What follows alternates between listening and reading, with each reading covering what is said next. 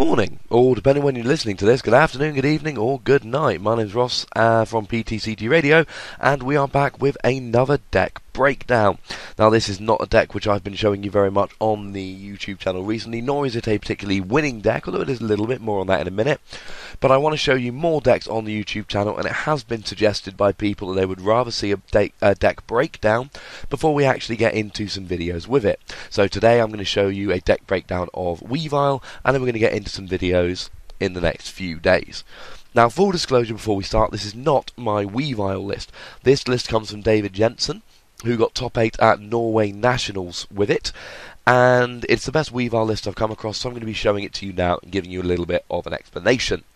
So, the deck generally revolves around this Weavile character, the Plasma Weavile from Plasma Freeze, and it's the second attack we're worried about, Vilify.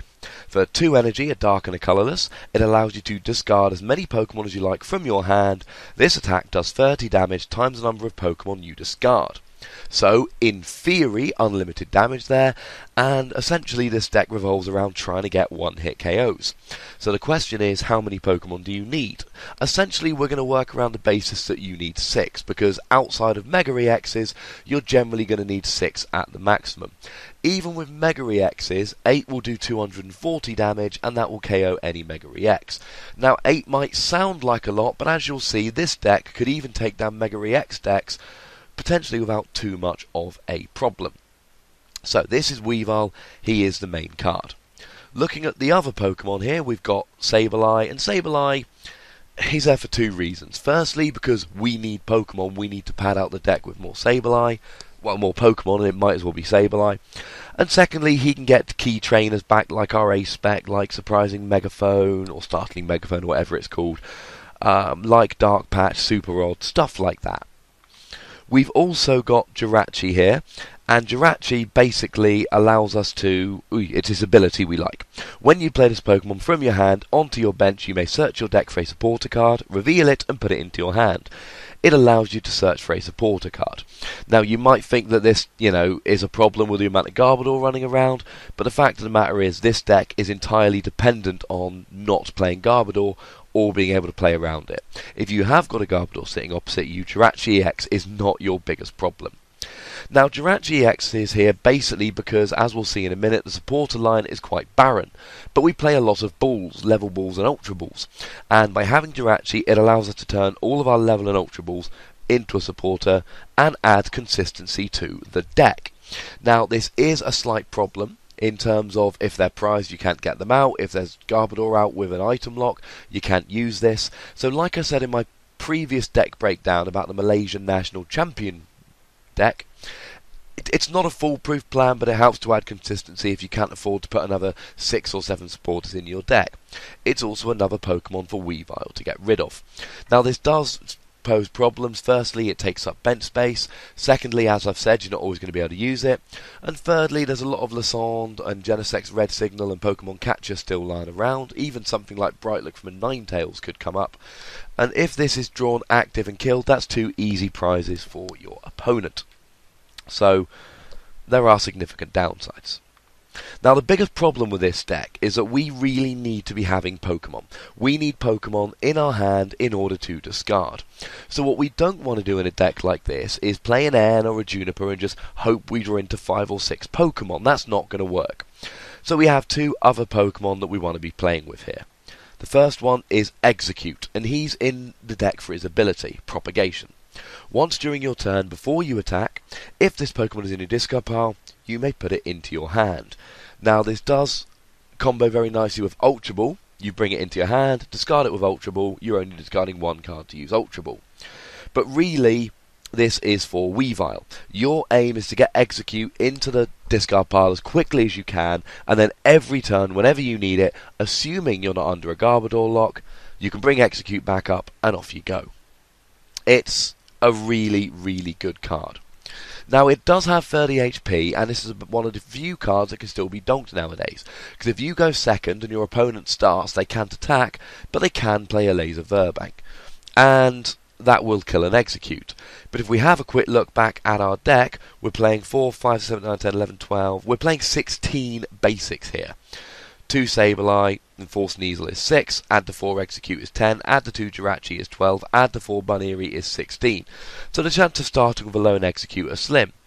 If your opponent does manage to kill it turn 1, that puts it in your discard pile early, and it's not the end of the world. Because you want to be getting the Execute in early, and you're not going for an even prize trade here. This isn't a deck that's trying to trade one card for another. It's a deck which is really trying to kill EXs and make sure that you're only getting one Pokemon killed in return. The only EX played is Jirachi, and you can try and control when that's put down. Now, if you start with Execute, it can be a pain if your opponent lessons, catches, or escape ropes around it, because then it's on your bench and you can't use it. But if you get 4 Execute in a discard pile, what this really allows you to do is make sure that you've always got 4 Pokemon to discard. Where do the others come from? You can draw them into your deck, or you can use Lopunny. Now, Lopunny again is here for its ability, Big Jump. Once during your turn, before you attack, you may return this Pokemon and all cards attached to it to your hand. So, you put Bunnery down, you evolve it into Lopunny, and then whenever you want, use Lopunny's ability to bring it back to your hand, add it to the 4 Execute in your discard pile. That makes 6 Pokemon. You've got a 1-hit KO on an EX. If you've got a if you've got a Weavile with 2 energy active, then all you need to do is have 4 Execute in a discard pile, use Lopunny's Big Jump, and you've got 6 Pokemon in your hand. Now, you might not have 4 Execute in a discard pile. You might not have a Lopunny on the bench. But it means that you can, you've still got the Pokemon in your hand to discard. It just gives you more options and more easily allows you to get the Pokemon into your hand. And in terms of Pokemon, that really is the deck. You try and get Weaviles out, Executes in the discard pile, Lopunny's on the bench, and then in an ideal world, you'll just have a Lopunny on the bench, 4 Execute in the discard pile, and it really doesn't matter how many Pokemon you've got in your hand. The absolute genius of this deck, and we do need to give props to David Jensen for making such a good deck, is the fact that it doesn't matter what you draw off your end.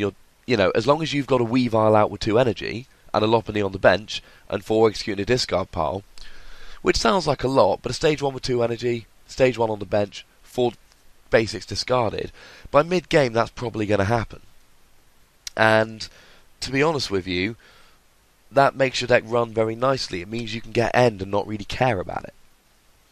Now we need to look at the trainers. And the trainers are fairly standard, except... Well, no, they're not standard, that's a lie, but they make a lot of sense. So looking at the supporters, we've got 4 Juniper, 1 N, and 2 Colress. This is a very, very, very low amount. We can also add in 1 random receiver there, but even if we add in the random receiver, that's 8 supporters or ways to get a supporter, which seems incredibly low. And you heard from my deck breakdown from the Malaysian National Champions deck that I don't like a low amount of supporters. But this isn't the end of the world. This does have some mitigation. Firstly, we have 2 Jirachis, and secondly, we're playing a full complement of 4 Ultra Balls and 4 Level Balls. So we have essentially 18 ways to get a supporter on turn 1. We can use a Level Ball, or an Ultra Ball, or a Jirachi, or a Colress, or an N, or a Juniper, or a random receiver, and that's starting to look a little bit better. I like the 2 Jirachi here, although it does increase your chances of opening with it, and Jirachi is a terrible opener, because it can get killed for 2 prizes, and you don't even get to use its ability. Having 2 means you are very unlikely to have them both in the prizes in a single game, so that means you're more likely to be able to find Jirachi if you want it. When I played Flareon with 1 Jirachi, I did find an uncomfortably large amount of games where I would have my lone Jirachi prized and no supporter in hand. Now this does throw up awkward situations in which if I've got, say I start with a Sableye, I really want a Sneasel down turn 1, but I'd have to level ball for a Jirachi, play the Jirachi, use a supporter, and hope I draw into another ball or a Sneasel, which is, to be fair, quite likely. That is potentially a problem. So supporters are dodgy, but you'll see from the deck, from the amount of other stuff he's playing, he's had to come up with a novel supporter line here. He doesn't have room in this deck to be playing 15 supporters. There just isn't the room for it with the Executes, the Lopunnies, and everything else he needs. Now the rest of the the rest of his trainers are brilliant and make perfect sense. For Dark Patch, it's absolutely needed. Dark Patch is an extra energy attachment from your discard pile, and Weavile takes 2 energy. You cannot afford to be manually attaching to Weavile. He has got a paltry 90 HP. He will die quite quickly. You need to be able to have a Sneasel on the bench and then go Weavile, energy, Dark Patch, and that helps a lot. Now, one other little thing about Weavile, which is brilliant, you need him to Dark Patch on the bench, but this actually combos very well with Lopunny. If you get a Pokemon killed, then you put Lopunny active, or a Bunnelby active hoping to draw a Lopunny, and then you can make sure you get the attachment and Dark Patch on the bench Sneasel/Weavile, and then you can big jump back into your hand, use it to power up Weavile's Vilify attack, and it acts as a free retreater to put active. It doesn't have a free retreat, but it does allow you to essentially free retreat. Now there's also 2 Pal Pad here, and the reason there's 2 Pal Pad is very simple. You're not playing a lot of supporters, so you need to be able to get them back so you don't run out of supporters late game. As I've said, in a lot of games you'll have a couple Lopunny on the bench, a couple Weavile out, and 4 execute in a discard pile. In that situation, you don't need anything. But the likelihood is you'll need an energy, or you'll need a Dark Patch, or you'll need one more Pokemon, or you'll need a Lopunny or something. So it helps to have Pal Pad to put back things like Colress and Juniper for late game. There's also one Lysandre, which again helps with Pal Pad because it turns into essentially 3 Lysandre at the most. But Lysandre is there because you can one-hit KO EXs. Not only that, but you can take down the threat. If you're playing Plasma and they're building up a Lugia, you can Lysandre and kill the Lugia before it's taking double prizes on you. 2 Super Rod here makes perfect sense because, of course, you run a lot of Pokemon like, the Weavile line, you need to get the Weavile line back. The Lopunny line, you really need to get back. And you're only playing 8 energy. Now 8 energy is fine, I've played a few games on the deck and 8 energy makes perfect sense. But still being able to Super Rod it back in is good. Generally the Super Rod will be the Lopunny and the Weavile lines, but it still helps to be able to get that dark energy back. Now once again, these tool scrappers in the real deck are actually Startling Megaphone, which allows you to discard all of your opponent's tools rather than just 2. Although actually it forces you to discard, which most of the time you'll want to anyway.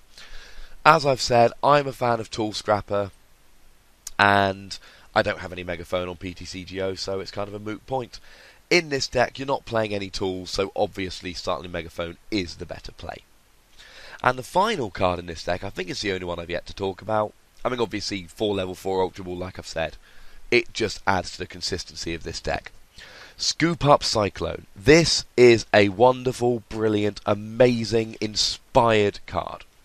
This card in this deck does several things. First of all, it stops Jirachi being such a liability. You have to play a Jirachi, and don't forget, of course, that Sableye Junk Hunt can bring this back. You have to play a Jirachi. You don't want it left there on the bench, you can Scoop Up Cyclone it. But not only that, Scoop Up Cyclone allows you to bring Pokemon back into your hand to discard them with Vilify. If you've got 2 Weavile out and you'll want to take the last KO of the game, you can even Scoop Up Cyclone your spare Weavile and discard it to get the extra Pokemon to do the attack. Quite frankly, Scoop Up Cyclone, I very strongly believe, is the best ace spec for this deck. I'm getting tongue-tied today, ladies and gentlemen. Because it stops Jirachi being such a liability, and essentially you want Pokemon in hand, and Scoop Up Cyclone does that. So as we can see, this deck, it makes perfect sense. It combos very nicely.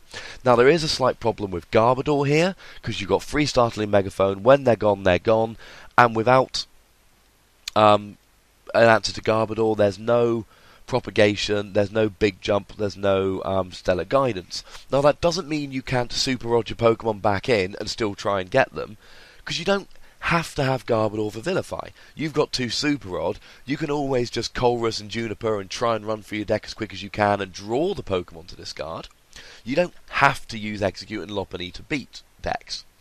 But of course, if you've got an easy out to getting all of these Pokemon back into your hand, it's going to be much, much easier. You can beat Garbodor without propagation and big jump, because you've still got 19 Pokemon, assuming you use a 2-2 Weavile line, or even if you use all 8 of them, you've still got 15 Pokemon.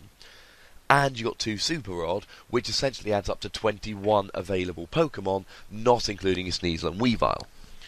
But of course, that's not where you want to be going.